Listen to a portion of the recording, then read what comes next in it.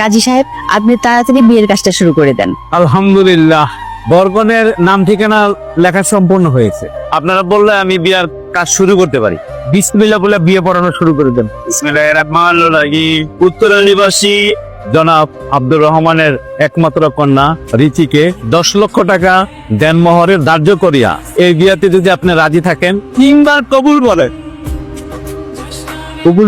কবুল বলে রিচি মাকে আমাদের সংসারের মায়ের বন্ধনে আবদ্ধ করে ফেল। কবুল। এই বিয়ে বন্ধন। এসে সাহেব, আপনি এখানে? আপনি বিয়ে বন্ধ করার কে? মানে এখন আমি আপনাকে একটা কৈফিয়ত দিব। আপনি যেহেতু জানতেই চাচ্ছেন, তার আগে আপনি একটা কথা বলেন, আপনি কি আপনার মেয়ের সাথে এমন কোন ছেলেকে বিয়ে দিবেন যে কিনা একটা এই যে মাসুম ইনোসেন্ট ভদ্র চেহারার যে ছেলেটা এখানে বসে আছে, ইনোসেন্ট চেহারার পিছনে লুকায় আছে হলো একটা শয়তানের রূপ, সে একটা ভাড়াটে খুনি। এথাই সাহেব, আপনার কোথাও ভুল হচ্ছে।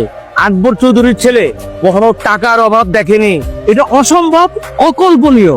অসম্ভব অকল্পনীয় হলেও এটাই সত্যি যে আপনার ছেলে একজন ভাড়াটে খুনি। গত সপ্তাহে ঢাকা মহানগরে একজন মহিলার কাছ থেকে 10 লক্ষ টাকা আপনার ছেলে সুপারি নেয় এবং তারপরে তিনি ওই মহিলার হাজবেন্ডকে নৃশংসভাবে। মিথ্যা কথা, আমি বিশ্বাস করি না। আমিও বিশ্বাস করতে পারি না। আমাদের রোহান এত জঘন্য কাজ করতেই পারে না। আমি বিশ্বাস করি। তুই কি আবুল তাবুল কথাবার্তা বলে যাচ্ছিস?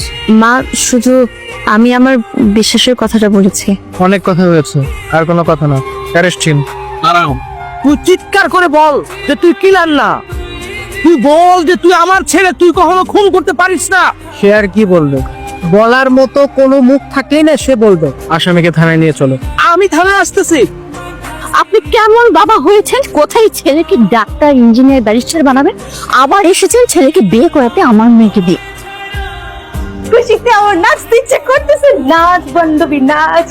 বিয়ে ভেঙে গেছে, তোর তো কান্না করার কথা, তুই তো নাচতেছিস। ওই ছেলেকে আমার কোনোদিনও পছন্দ ছিল না। ওই ছেলে আমার জীবনে একটা কালো ছায়া। সে আমার জীবনে যখন থেকে আসছে, আমার জীবনটাকে নরক বানাতেছে। এখন সে জেলে পচে মরবে আর আমি আনন্দে জীবনযাপন করব। ছোটবেলায় ওর মা মারা যাওয়ার পর আমি আর দ্বিতীয় বিয়ে করলাম না। আমি কোনোদিন ওকে কোনো কিছুর অভাব বুঝতে দিইনি, আর সেই সন্তান আমাকে এমন প্রতিদান দিল। আজকে যদি বিয়েটা দিয়ে দিতাম, না জানি কোন সর্বনাশ হয়ে যেত রে মা। আমি না জেনে না শুনে তোকে বিয়ে নামের কোরবানি দিতে নিয়েছিলাম। আমায় তুই ক্ষমা করে দিস মা।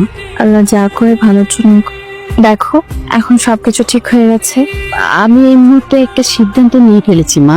তুই আবার মন দিয়ে লেখাপড়া শুরু করে দে, তোর মাস্টার্স শেষ না হওয়া পর্যন্ত। তোকে আমি বিয়ের জন্য কোনো চাপ দিব না মা। এই তো আমার লক্ষ্মী মা।